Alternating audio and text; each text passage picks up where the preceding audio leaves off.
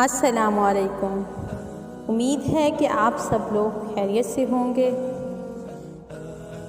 حضرت انس رضی اللہ تعالیٰ عنہ سے روایت ہے کہ رسول کریم صلی اللہ علیہ وسلم نے ارشاد فرمایا، وہ شخص جنت میں داخل نہیں ہو سکتا جس کا ہمسایہ اس کی شرارتوں سے محفوظ نہیں۔ سیدنا جبیر بن مطعم رضی اللہ تعالیٰ عنہ نبی کریم صلی اللہ علیہ وسلم سے روایت کرتے ہیں کہ آپ صلی اللہ علیہ وسلم نے فرمایا، رشتہ داری کو توڑنے والا شخص جنت میں نہیں جائے گا۔ ابن ابی عمر نے کہا کہ سفیان نے کہا کہ یعنی جو شخص رشتے ناطے کو توڑے وہ جنت میں داخل نہیں ہوگا۔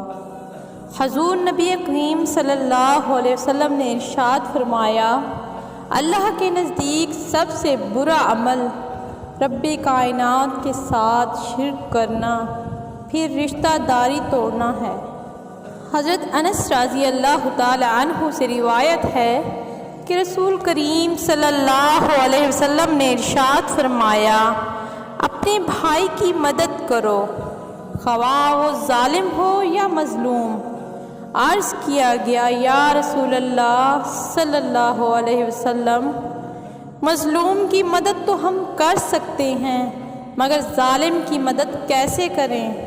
فرمایا، ظالم کا ہاتھ پکڑ کر تاکہ وہ ظلم سے باز رہے۔ سیدنا ابو ہریرہ رضی اللہ تعالی عنہ سے روایت ہے کہ ایک آدمی نے کہا کہ یا رسول اللہ صلی اللہ علیہ وسلم، میرے کچھ رشتہ دار ہیں، میں ان سے تعلق جوڑتا ہوں، وہ مجھ سے قطع تعلق کرتے ہیں، احسان کرتا ہوں اور وہ برائی کرتے ہیں، میں بردباری کرتا ہوں اور وہ جہالت کرتے ہیں۔ آپ صلی اللہ علیہ وسلم نے فرمایا، اگر حقیقت میں تو ایسا ہی کرتا ہے تو ان کے منہ پر جلتی راکھ ڈالتا ہے، اور ہمیشہ اللہ کی طرف سے تیرے ساتھ ایک فرشتہ رہے گا جو تمہیں اس وقت تک ان پر غالب رکھے گا جب تک تو اس حالت پر رہے گا۔